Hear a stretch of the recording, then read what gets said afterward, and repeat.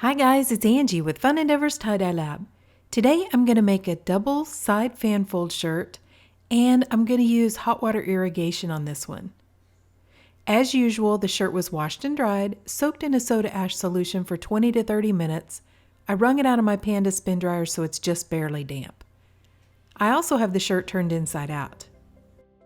I'm going to begin by centering the shirt, and this process is going to go really fast. But down below in the description for this video is a link to another video which shows how to center a shirt. Essentially what I'm doing is I'm getting both sides of the front of the shirt right next to each other and both sides of the back of the shirt next to each other. Then that way, since both of the front sides are next to each other, they're going to look more symmetrical and more like each other. The same goes for the back side.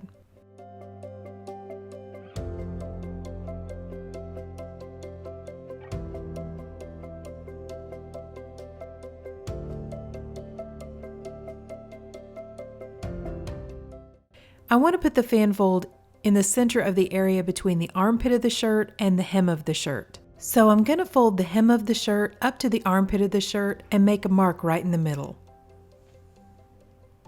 Then using a piece of kite string, I'm going to place the kite string on that mark and draw an arc on the side of the shirt. Then to make it easier to see whether or not my fan folds are lined up well later on down the road, I'm going to draw a second arc. That one's not necessary though, that's just for my reference later. Now I'm going to fan fold this line. When I fan fold, I'm trying to keep all of my fan folds relatively uniform in size.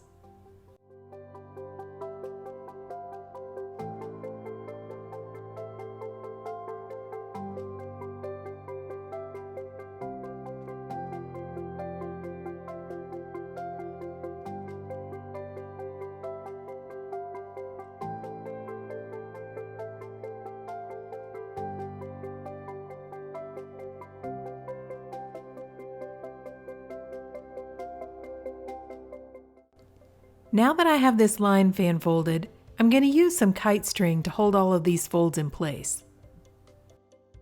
You can use rubber bands, but I personally prefer to use kite string. I think it holds the folds a little bit tighter.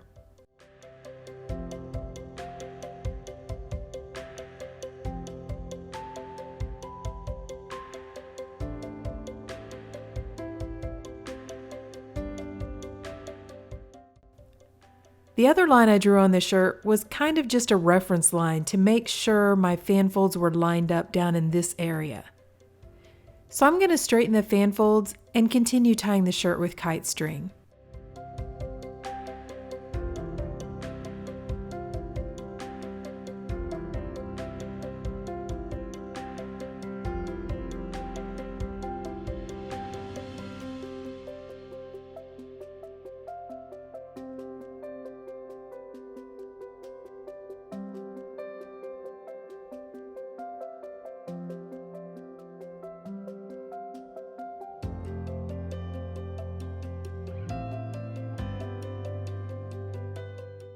I'm going to straighten the fan folds on the other side of this initial line and tie them with kite string as well.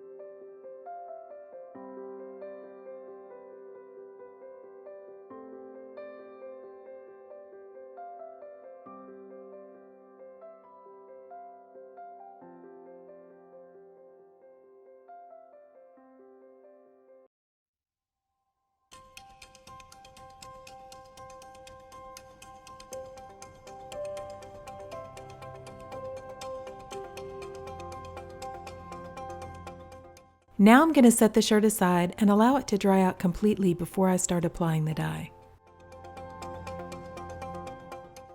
Before I start applying the dye on the shirt, I'm going to divide the shirt into 3-inch sections.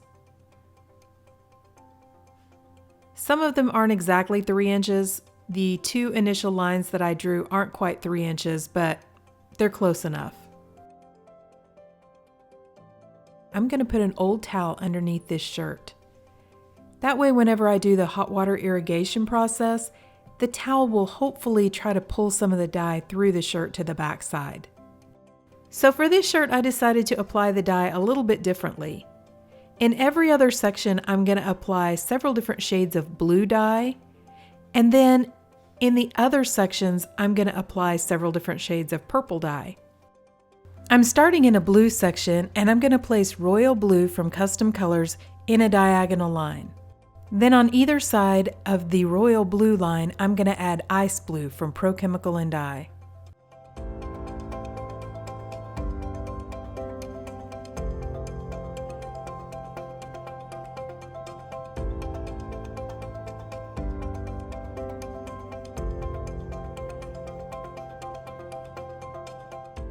Then on either side of the ice blue, I'm using lapis from Pro Chemical and Dye.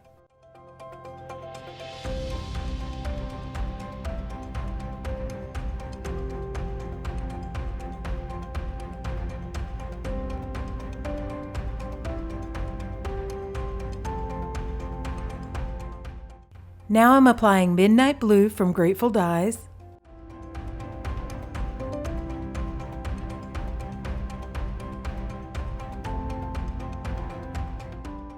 followed by Blue MXR from Custom Colors.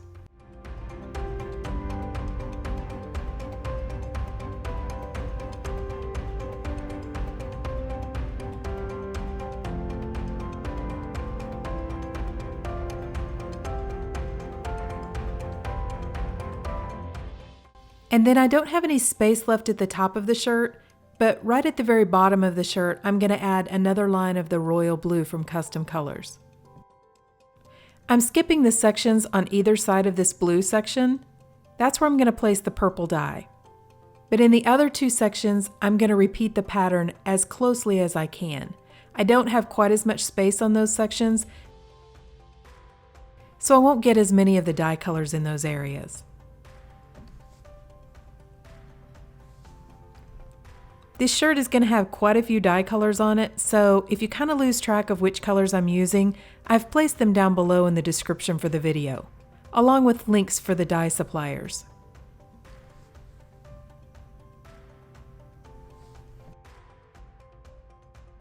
And if you're curious about the stainless steel spoons that I'm using to apply the dye, I have a link down below in the description for those as well.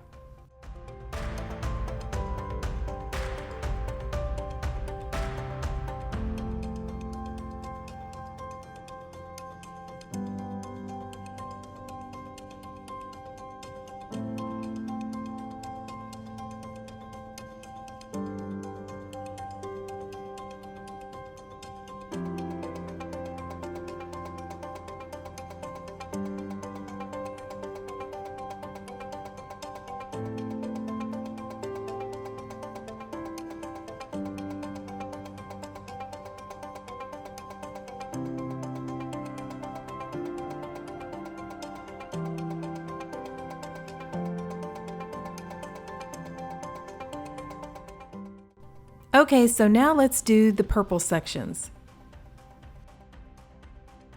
I'm beginning with Plum from Dharma Trading Company.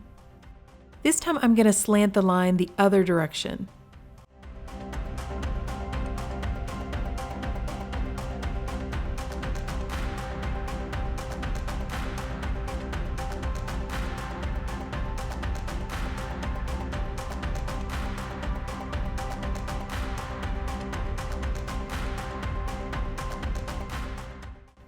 On either side of the plum line, I'm going to use Dusty Purple from Pro Chemical and Dye. This is a new color for me. I just got this one in this past week, and when I opened it up, I kind of panicked a little bit. It is very green, But I decided I'm just going to go for it and we'll see what happens.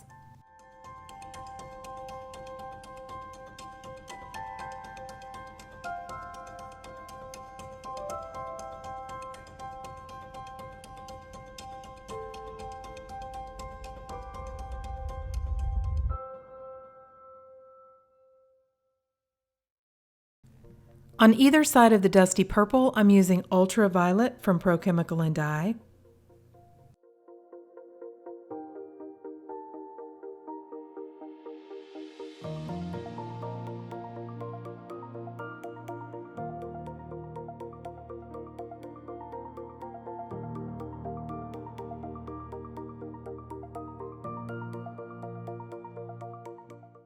Now I'm using lavender from Grateful Dyes.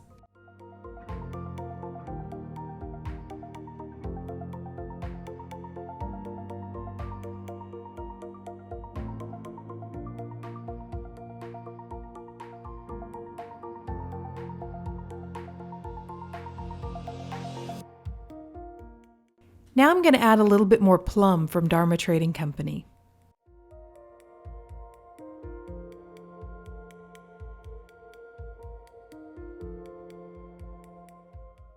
And once I've run out of all the plum from Dharma, I'm going to use a little bit of plum from Grateful Dyes.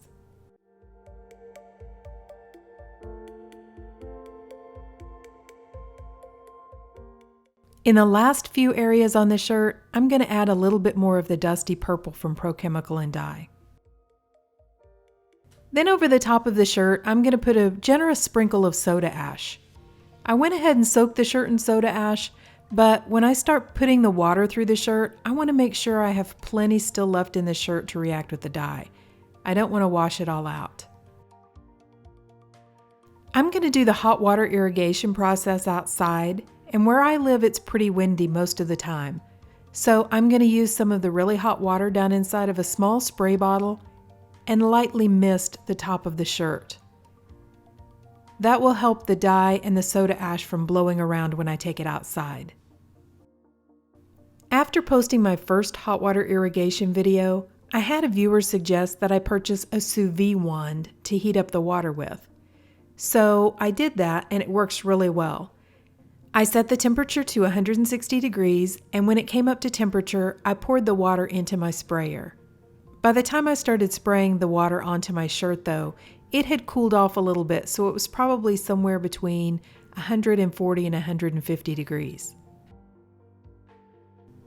I pumped up the sprayer and then just sprayed the shirt lightly and allowed the water to soak in. I continued this spraying process until all of the dye on top of the shirt had dissolved and the dye had come through to the back side.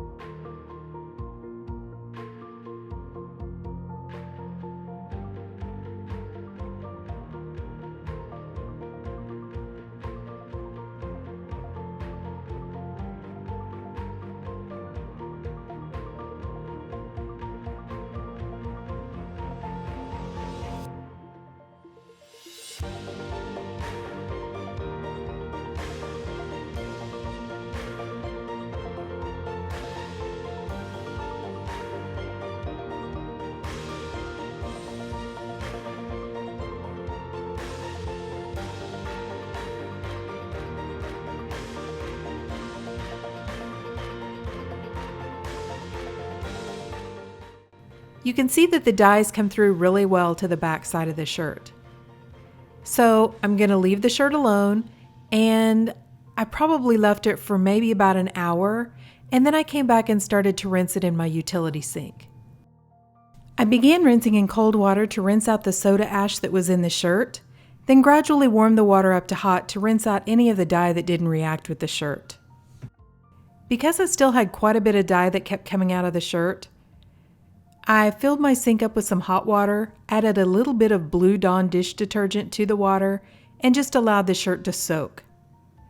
I changed out the water a couple of times and continued the soaking process until the water was almost clear. Then I put the shirt into my washing machine and washed it using a hot cycle and a little bit of Dharma's textile detergent. After the shirt was washed and dried, this is what it looks like. So what do you think? I'll be honest, I was a little bit nervous about the dusty purple, but it ended up looking really good on the shirt. There is some green on the shirt from that color, but I think it just kind of adds a little bit of interest. It's a little unexpected to find that green pop in a shirt that's mainly purple and pink and blue. I'm really pleased with the other colors too. I think they work really well together. I'm happy that I got such good color saturation as well. The color went all the way through the shirt and it looks really pretty. So what do you think? Do you like this shirt? Drop me a comment down below and let me know what your opinion is. And if you've enjoyed this video, I sure would appreciate it if you would like it and subscribe to my YouTube channel.